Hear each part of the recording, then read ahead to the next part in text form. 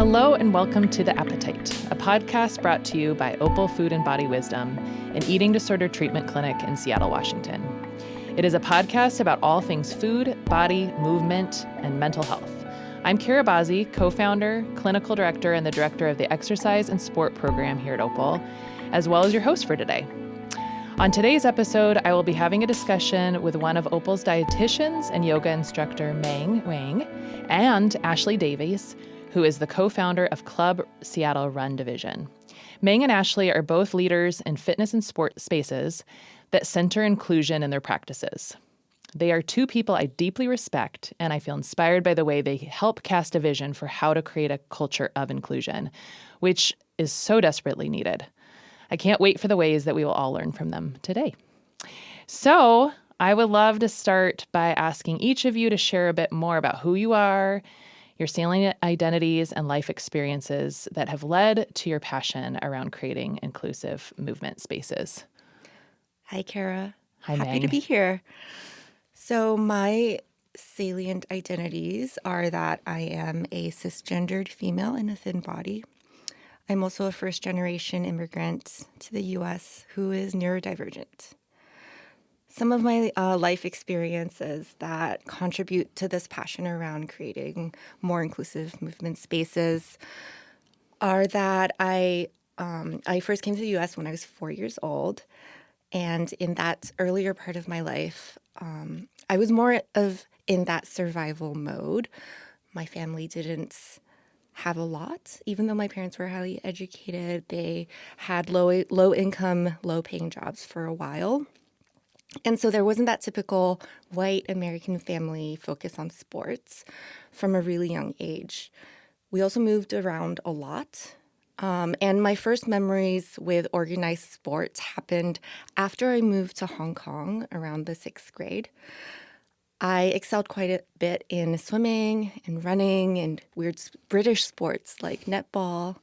And then I came back to the U.S. in high school, and I really wanted to continue that focus on sports, but I just didn't feel like I fit into the culture in the same way that I did before. And because I've moved around so much, I spent a big part of my life trying to blend in and trying to fit in, especially into that dominant American sports narrative.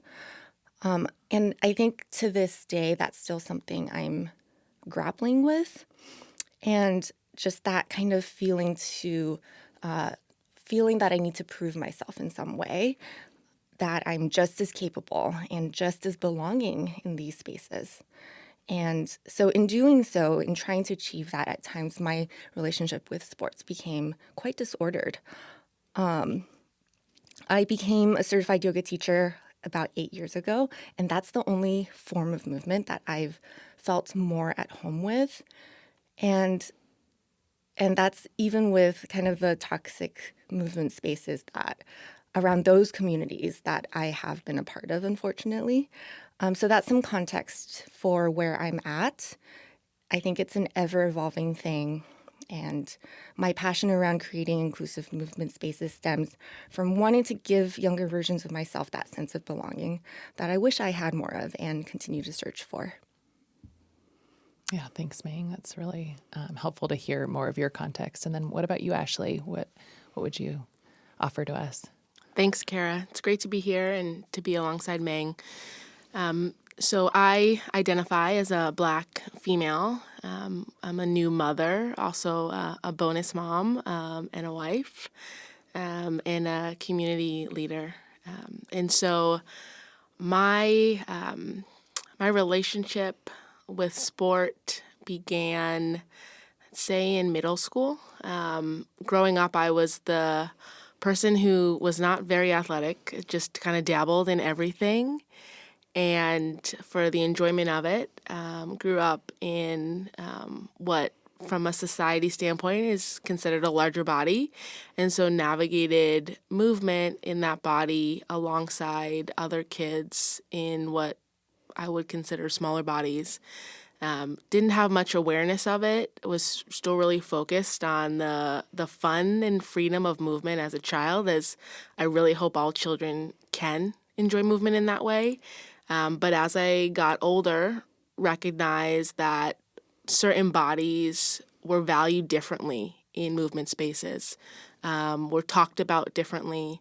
And I became hyper aware of that, which led to an eating disorder when I was in late middle school. And from that point on, my relationship with movement and sport was one that was highly disordered. My relationship with food was highly disordered.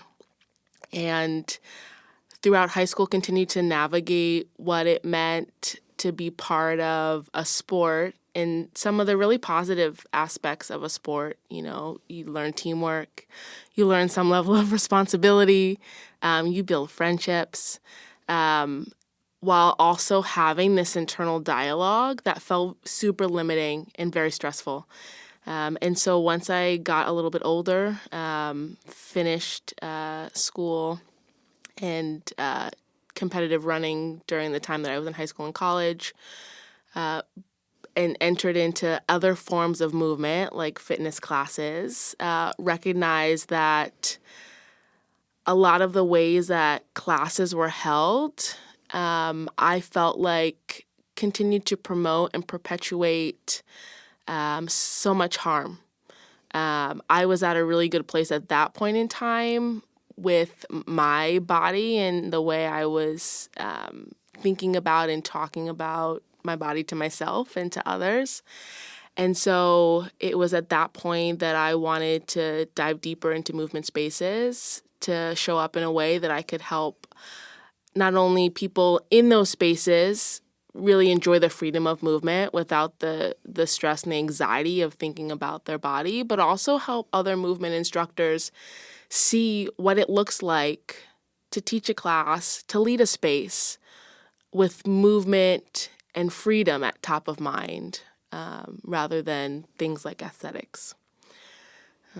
And so since I've been in Seattle, had the opportunity to start a running group with some good friends of mine. And everything that we do in that space is really targeted towards freedom of movement, the beginner, the joy in the experience. And so really happy to have this conversation and to continue to broadcast how important this topic is. Mm-hmm. Well, we're all in for a treat. I hope you are already feeling that as a listener of just hearing from these two people that have different lived experience, different backgrounds, and have done a lot of work in this area of how can we create this change to make our spaces more inclusive, more welcoming for all bodies, and really coming from a place of passion and intention. So you both are alluding to the work of inclusion in what you are centering from your lived experiences and what you're hoping for in the future and what you're engaged in currently. And we know that that work of inclusion is embedded in social justice work. Justice Roe Williams, in his book, Deconstructing the Industrial Fitness Complex, which is a fantastic book, and we'll have in the show notes, writes that meeting bodies where they are at is a social justice framework. How would the two of you describe the social justice framework related to movement and sport spaces? And say more. I know you just kind of started speaking about that, but what are ways you're currently engaging in that work through movement? And maybe we could start with you, Ashley, as you were talking about the CS. It's acronym CSRD. I could also just say I've gotten to participate in it, and it's a beautiful thing as a longtime runner to be in that space and see the difference that Ashley and her co-founder are making in how they are changing the way of doing that sport space. So, yeah, this is a big one for me. And in thinking about meeting bodies where they're at, I just want to acknowledge in so many other ways of life, like that is also a guiding pillar of how we frame things. So like thinking about in schools and the way we meet the needs of way we meet the needs of students where they are, right? And so much of movement spaces for some reason seems to operate outside the frameworks that we have really tried to build in other areas of society. and that needs to change. So some of the things that are top of mind to me around this and meeting people where they're at, big things are thinking about the people represented in any space. When someone walks into a space, do they see themselves? Do they see themselves in the space? And if they don't, are there ways that you can help them visualize themselves, even if there isn't someone like them? Also thinking about the way that we promote and hold up certain types of identities in certain spaces.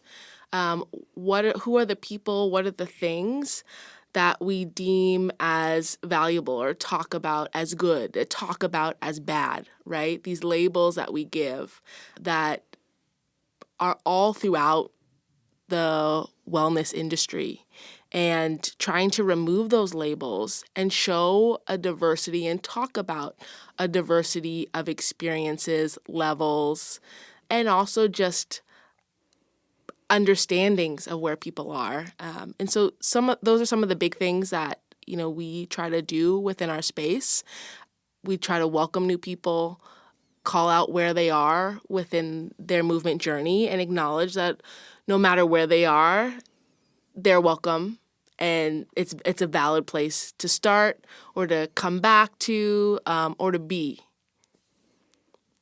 I think Ashley so well encapsulated so many parts of that whole idea of meeting people where they are. Even though I've only been to CSRD one time, that is exactly how it feels, and it is truly a feeling more than any action or anything you can say. It is that feeling that you belong that is so rare in other communities.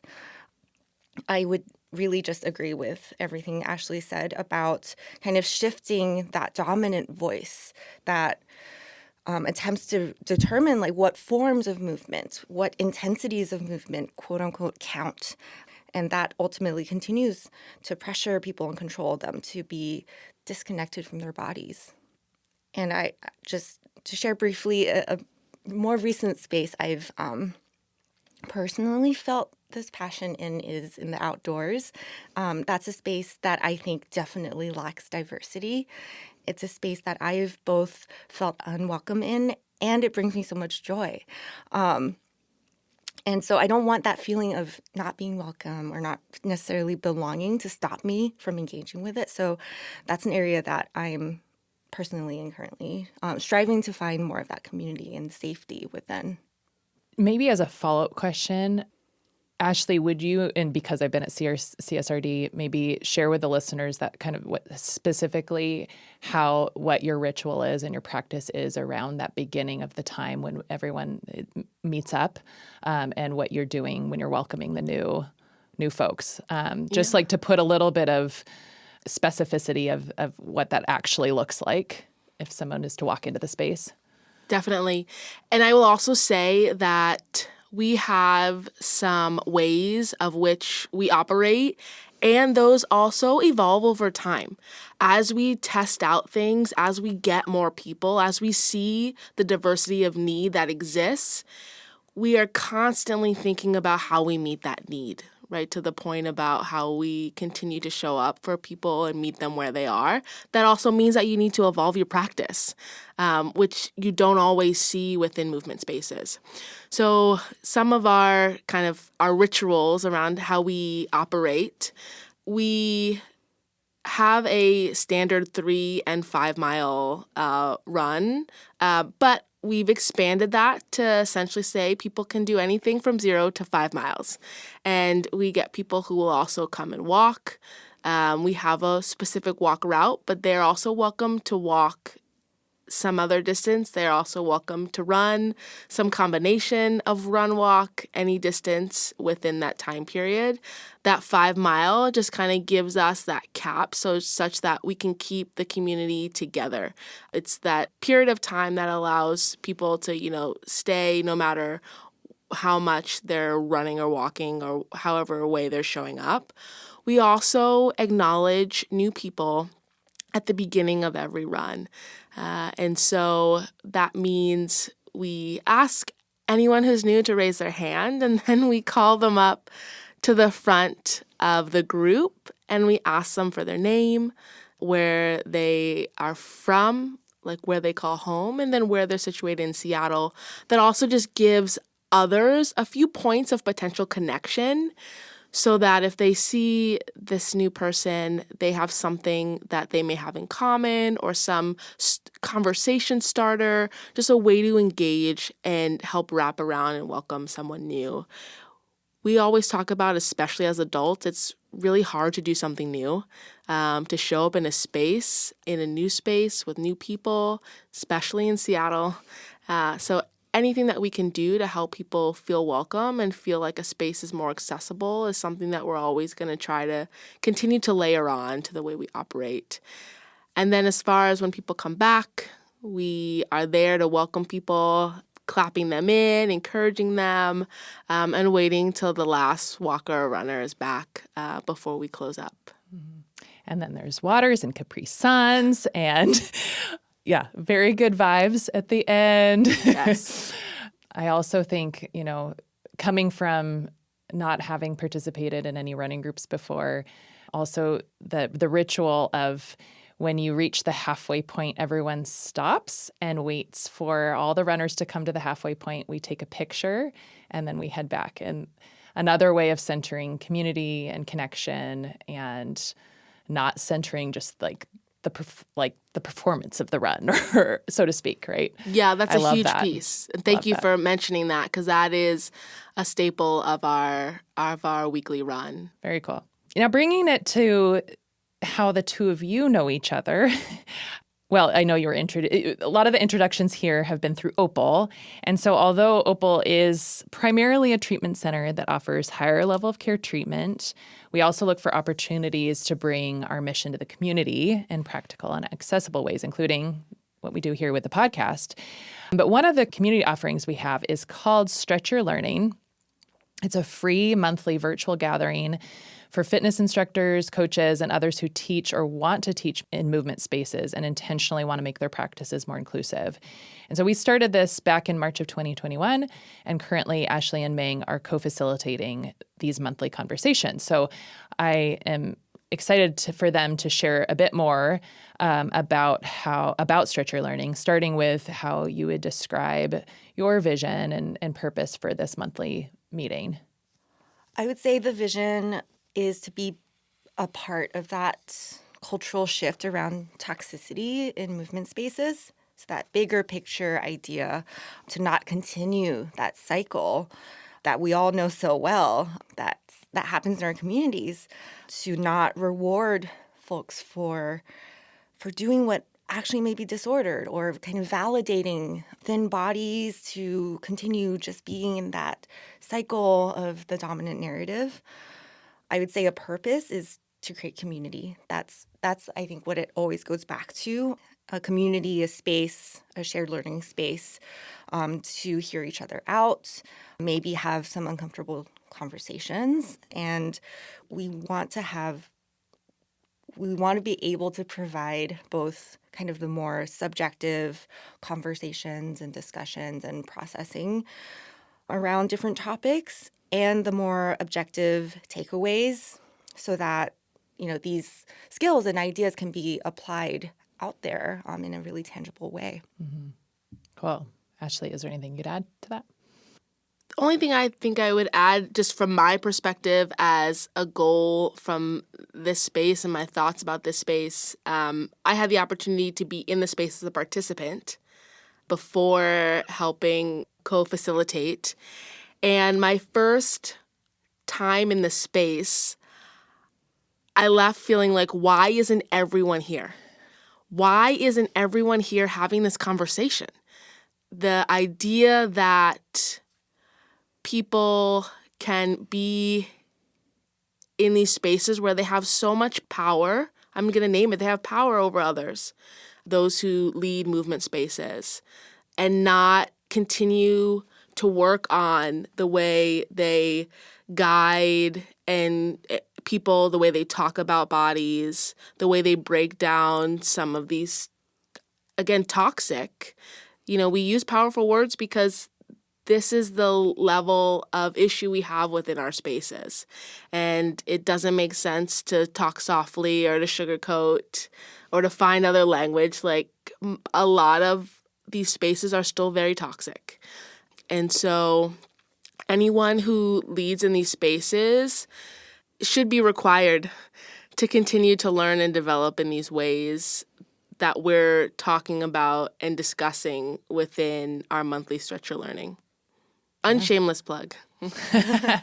And maybe, yeah, would either of you be able to offer a particular moment in a Stretch Your Learn or conversation that you had that felt poignant or important to highlight so listeners really get a feel for sort of why you can say that so strongly, Ashley? Like, these are necessary conversations to have. So can you, maybe each of you share like a part of a conversation or something that was acknowledged or discussed in one of these monthly meetings, so that coaches and fitness folks can really get more of a sense of what you mean by that?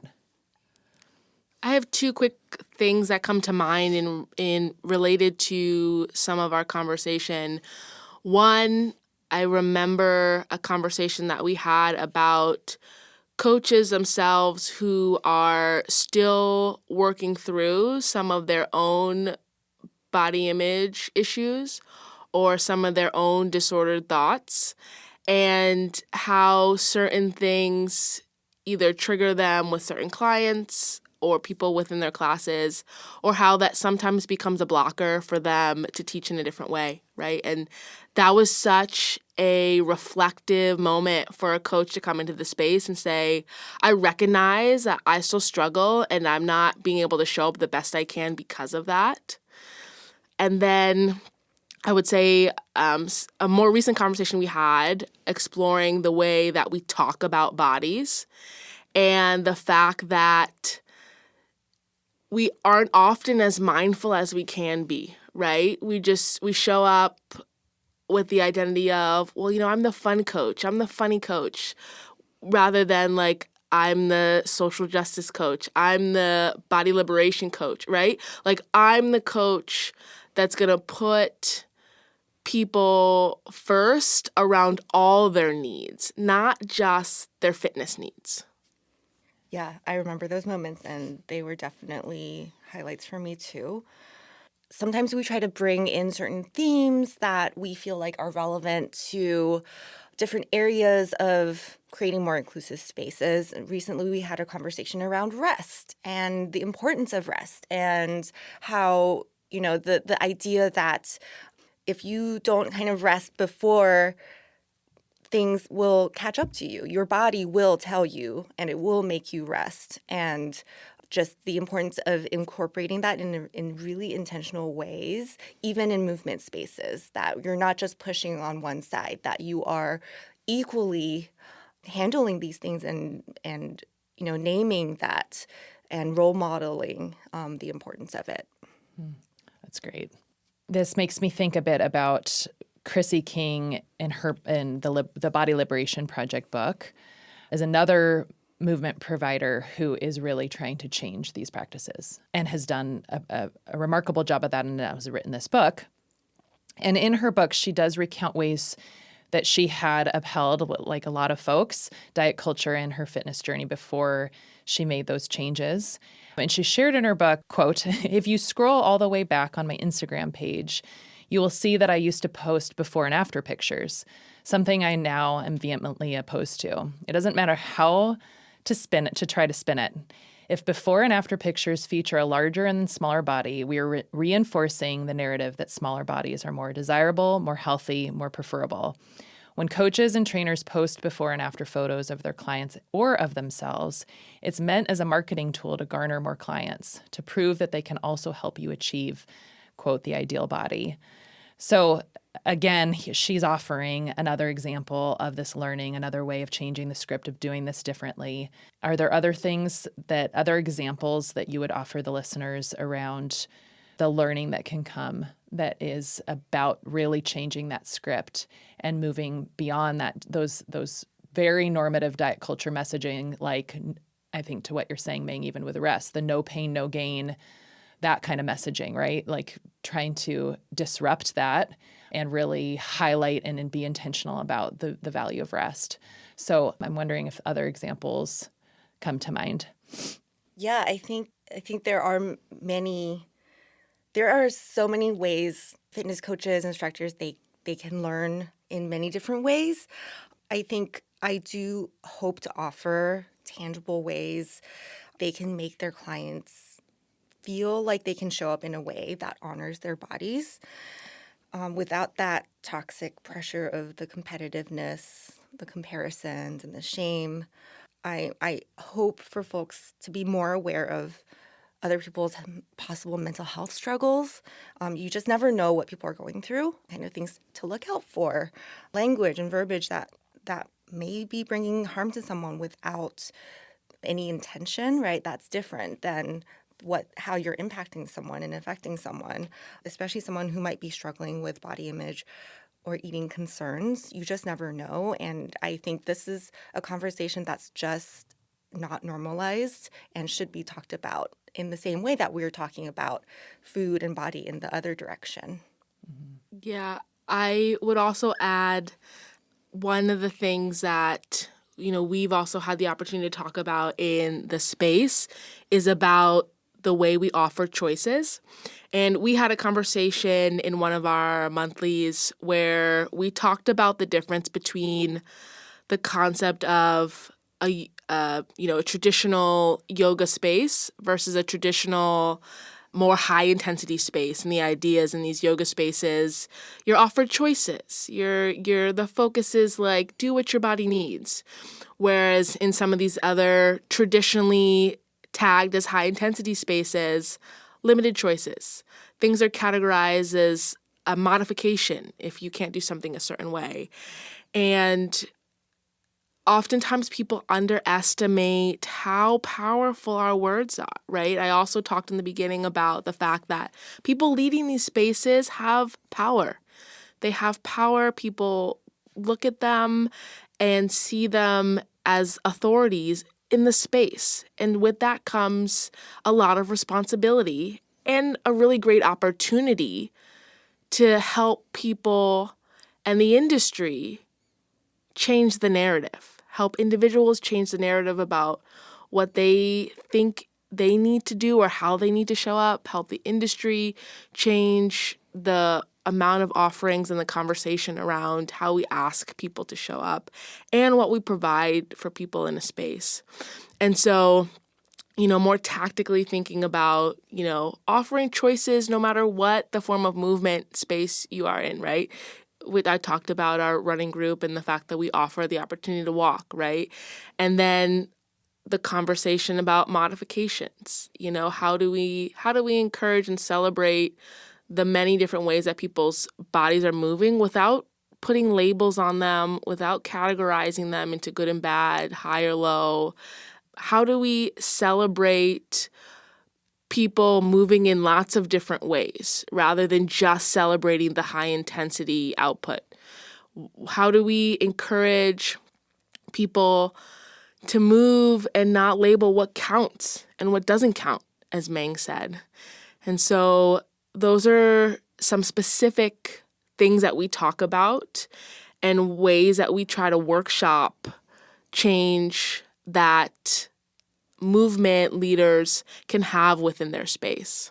Yeah, that's great. So I'm going to switch gears a bit here. I'm thinking of the listeners who don't identify as coaches or instructors, but have, most people have experience as being a participant, either in sports spaces or in fitness classes. Camellia, a yoga instructor who also authored an essay in the book I mentioned earlier, Deconstructing the Fitness Industrial Complex, posed a series of questions to consider for someone interested in challenging the status quo of these spaces.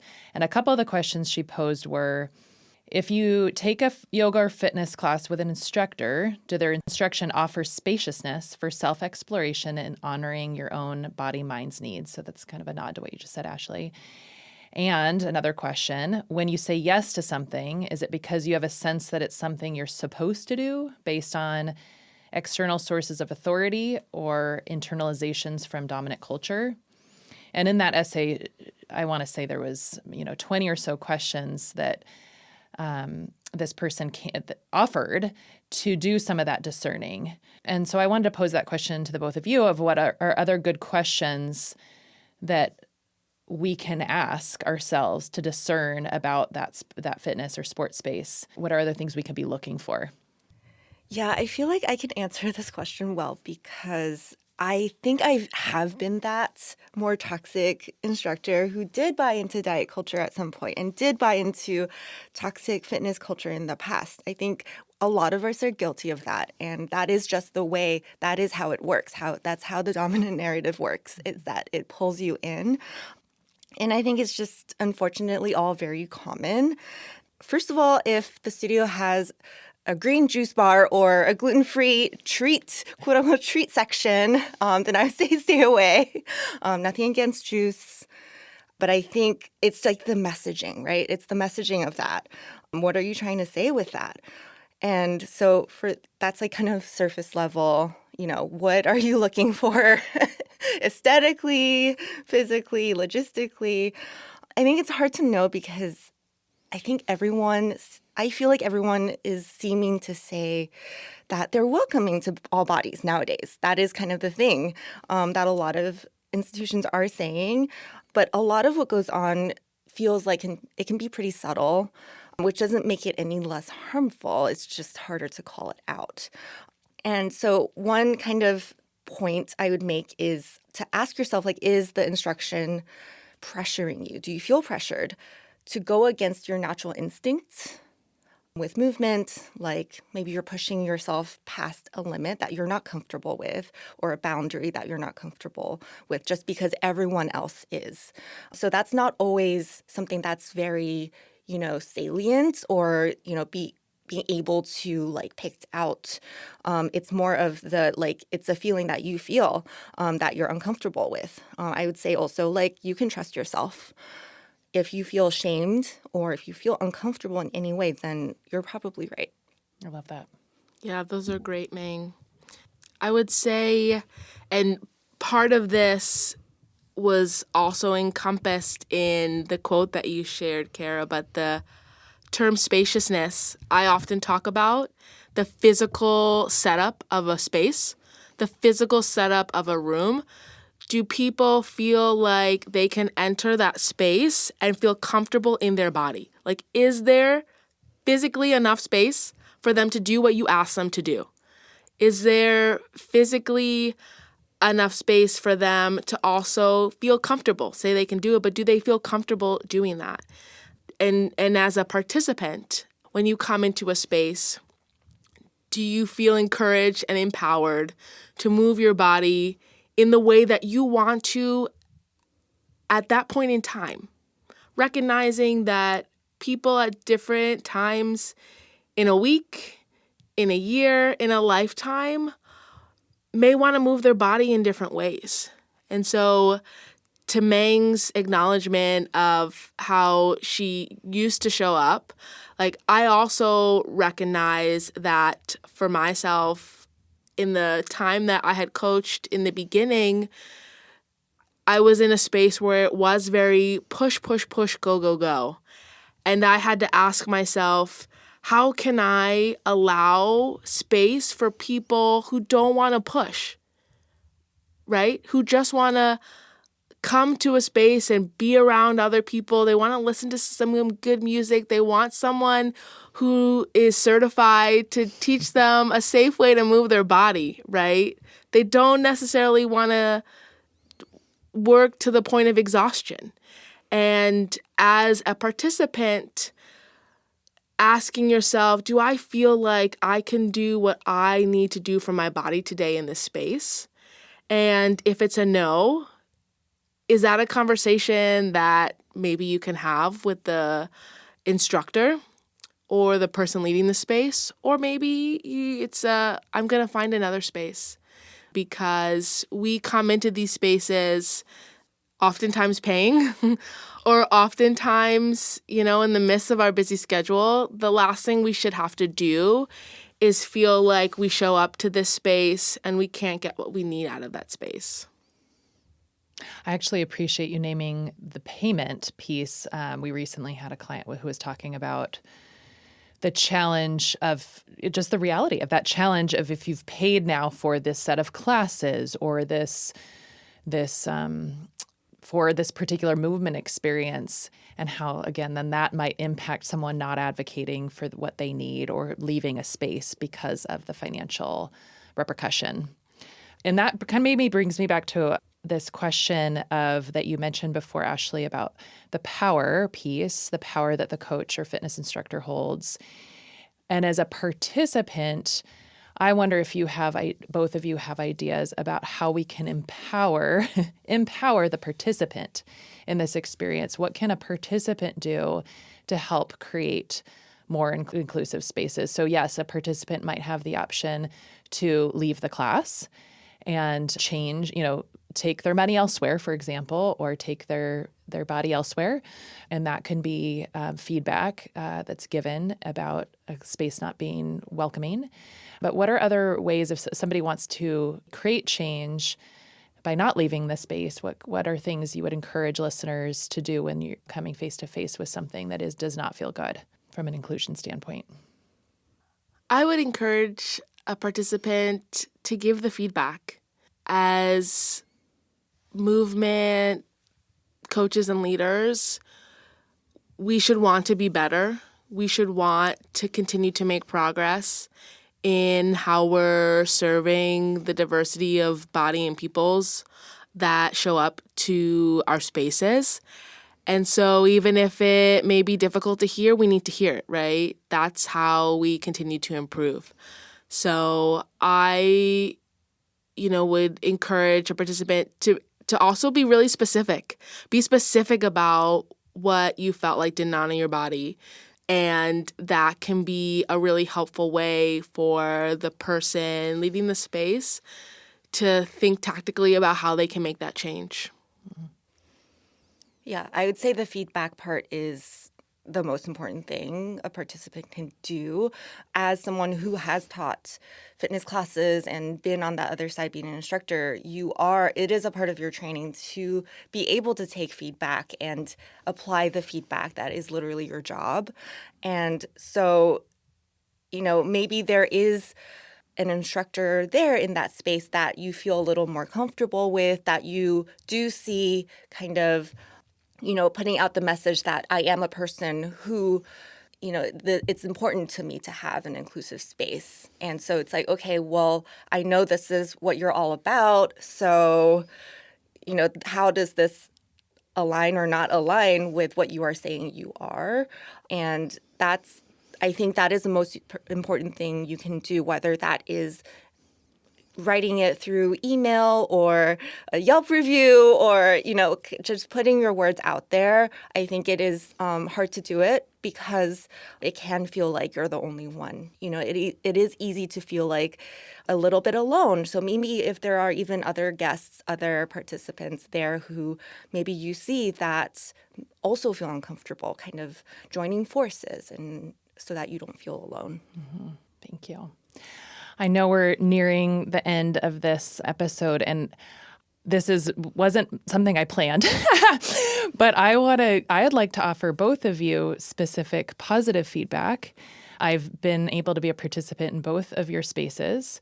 So Ashley, starting with you, I would love to give you positive, specific feedback about how, as somebody who is incredibly introverted and has been nervous showing up to CSRD, not knowing anybody, will I see a familiar face is always a question. I'm coming, I'm who am I going to talk to? I have that anxiety every time I show up. And the practices that you offer that are those rituals that are there every week, I walk away every time meeting somebody new, talking to somebody, feeling lit up, feeling like there is connection. And as somebody who's probably a little least represented in my age, I am getting to talk to 20-some-year-olds, and they're so nice and welcoming to me. And I don't feel like I do feel like I belong, even though I don't see as much representation in my age, but that's because of the rituals you've created. And Meng, I've gotten to have the privilege of being a participant in Meng's yoga group at Opal.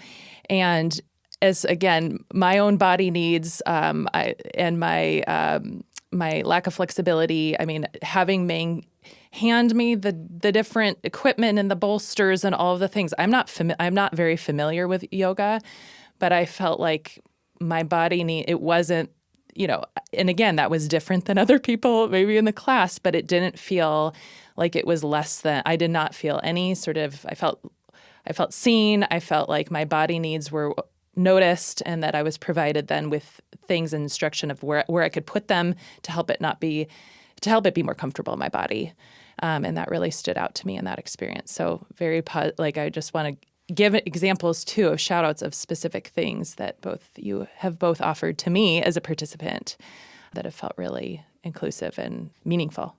So, okay, I think we're going to wrap up there. You guys are both such amazing people. I'm so glad the listeners are getting to hear from you, and hopefully planting some seeds, getting inspired, knowing now about Stretcher Learning. This is open to all people that are coaches and instructors. The information about how to participate in that is on our Instagram accounts through opal.movement and Opal Food and Body. So if you want to participate in those, please check those out. And also, if you're interested in learning more about what was referenced in today's episode, please look at our show sheets and we'll have it there. And if you are interested in Opal and want to learn more, please visit us at opalfoodandbody.com. Thanks to David Bazzi for editing, Jack Straw Cultural Center for sound engineering, and Aaron Davidson for the Appetite original music. See you next time.